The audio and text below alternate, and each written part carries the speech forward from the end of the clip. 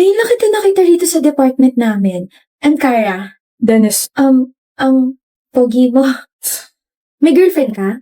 I just wanna make sure kasi crush na yata kita. wala. Sure ka? Baka mamaya may sumabunot bigla sa akin or biglang may mag-DM sa akin na you don't know me but I know Dennis. We've been in a relationship for... Never pa ako nagkaka-girlfriend. Ako pwede mo ako maging girlfriend. I mean, crush. No thanks. Nga pala, baka isipin mo kasi interesado ako sa'yo. I'm just being honest. May charger ka ba? Meron, Type-C ba? Sakto lobat kasi ako. Na-lobat first sight sa'yo. Kung hindi ka naniniwala sa love at first sight, is a second sight, third sight, fourth sight, fifth sight, Hindi ako naniniwala sa love. is a crush. Naniniwala ka bang crush kita? Crush kasi na papugian ka sa akin. Lilipas din yan. Kung ako sa'yo, huwag mo na sayangin yung oras mo sa akin, miss. Iba na lang yung kulitin mo. Ano yan? Ba't may sugat ka sa tuhod? Wala na tapilok. Just mind your own business, miss. Band-aid. Di ko kailangan yan. Kapag nalagyan niya ng infection, sisisihin ko sarili ko kasi hindi mo yan natapalan ng band-aid kahit inalok kita. Umuulan. Hi, Dennis. Wala akong payong kaya huwag ka na umalis na sasabayan kita, miss. So kung may payong ka, maisasabay mo ko? Hindi. Susungitan kita hanggang sa ma-turn off ka sa akin. I told you, lilipas din yan. Alam mo, kahit sungitan mo ako, ang gwapo mo pa rin. Pero sorry ka kasi hindi naman yun yung dahilan kung bakit crush na crush kita. Crush kita kasi nakita kitang sinagip mo yung puting na muntik na masagasaan last month. So I therefore conclude na you are a very, very kind person. O payong, ingat ka sa pag-uwi mo. Paano ka? Oh, I have extra. Nagdadala talaga ako ng isa pa just in case na may friend or kakilala akong walang dalang payong. Huwag mo na isasaoli sa akin tawa maulan na sa mga susunod na araw, next week, next month, next year, and next year. Bye, Dennis. See you tomorrow.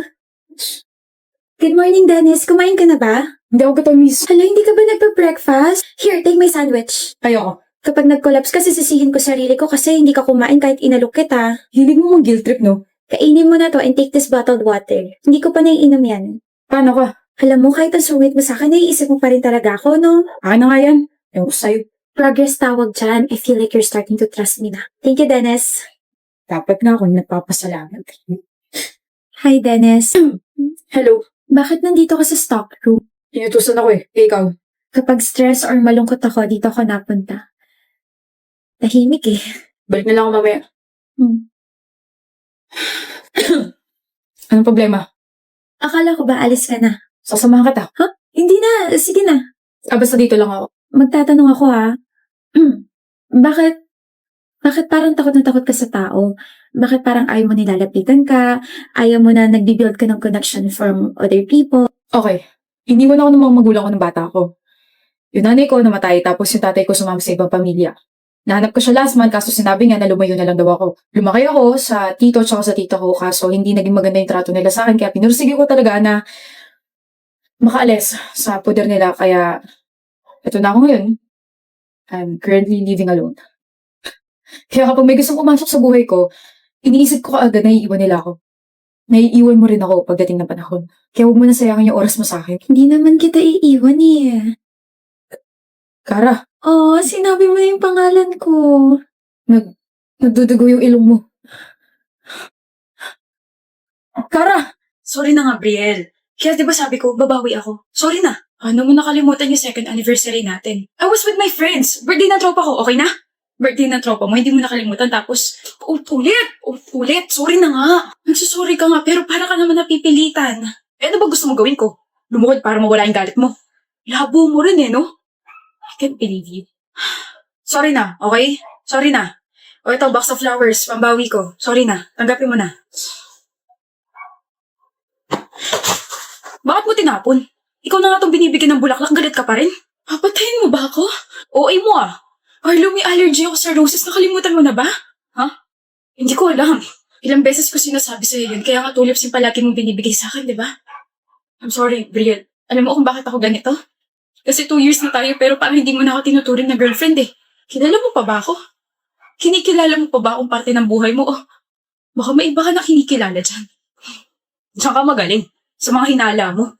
Kaya pagod na rin sa'yo yung kaibigan mo si Jelay. Bakit nasama rito yung kaibigan ko? Ha? Nag-uusap kayo? Siya ba yung bagong kinikilala? Kaya pala sabi niya sa akin na nakaraan na kahit anong gawin niya, sana mapatawad ko siya. Oh my gosh. Ano ba, Brielle? Naririnig mo ba yung sarili mo? Let's break up. Brielle, and sana makarama kayong dalawa. Ben, ano na, te? Hindi mo na sinagot tanong ko. Ano ba yung tanong? Sabi ko, ayos ka lang bang nandito si Jelay tsaka si Arlo? Okay lang.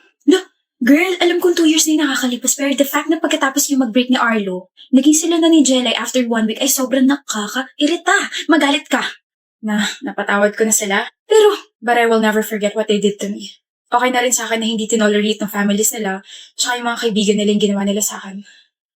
Kaya kahit tumagal sila na ilang taon, nakakabit pa rin sa pangalan nila yung salitang traidor at mandoloko. Pero okay ka ngayon. Sobrang okay. Actually, sobrang saya ko ngayon. What did I miss? Nasa healthy relationship na ako. Kanino? Sa captain ng basketball team ng school natin. Kay Ezra? Yung kinakainisan mo? Hi, my love. Hello.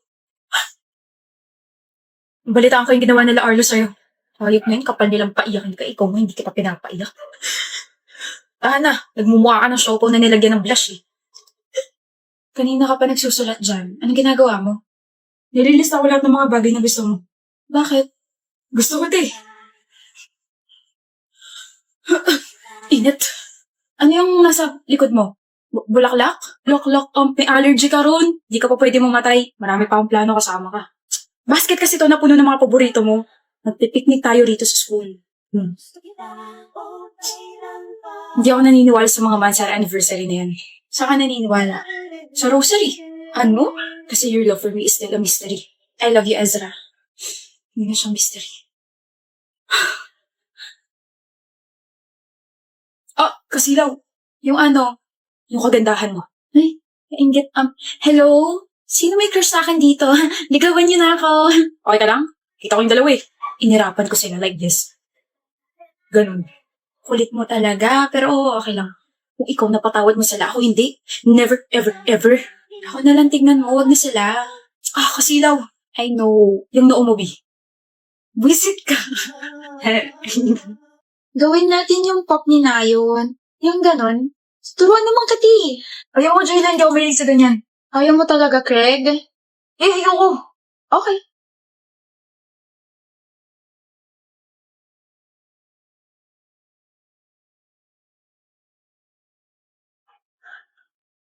Hirap. Paano ba kasi ginagawa ng girlfriend? Kakainis.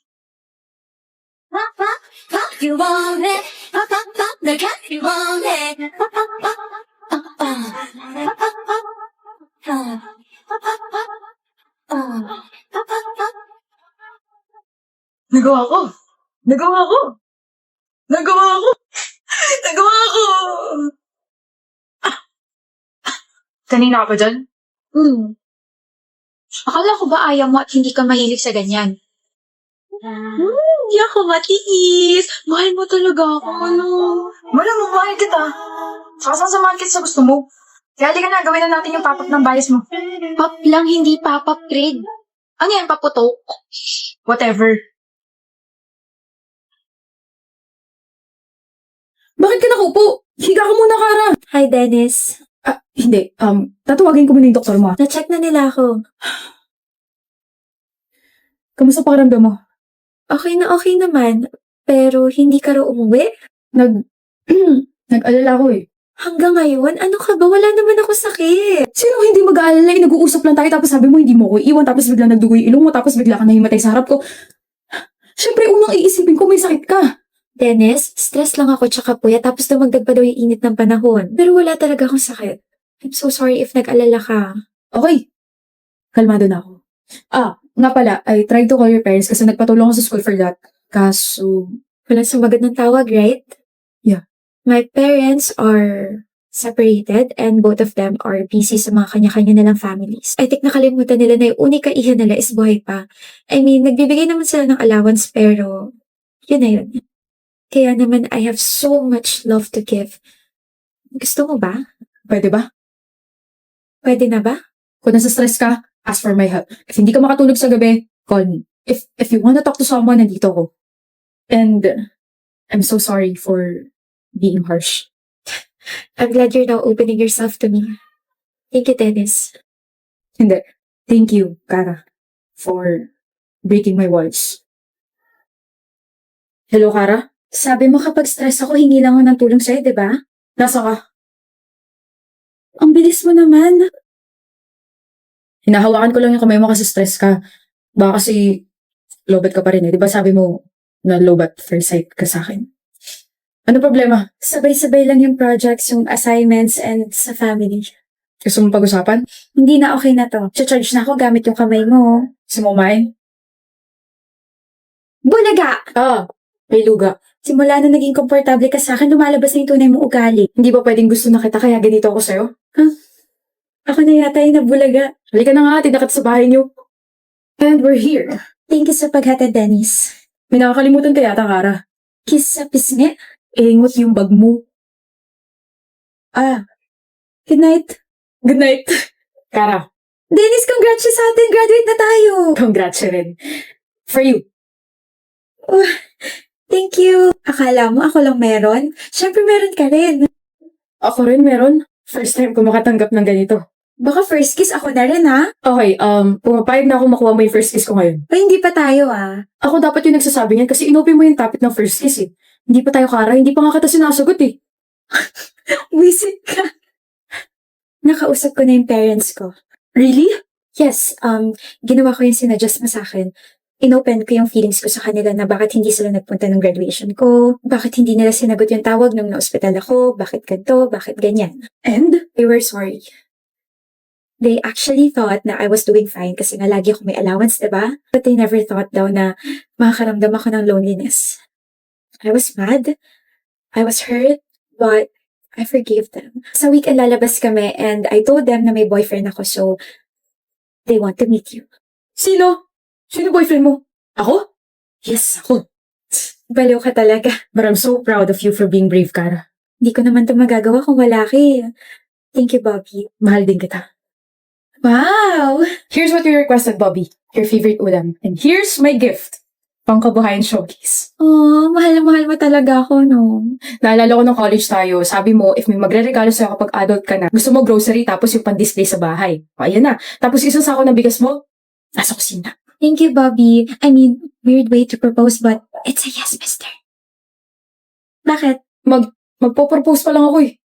Ha? Ito. Oh my gosh. Seryoso ba? Nakikita mo ba yung mga susunod na pangyayari? Ha? Nakakainis ka, Kara.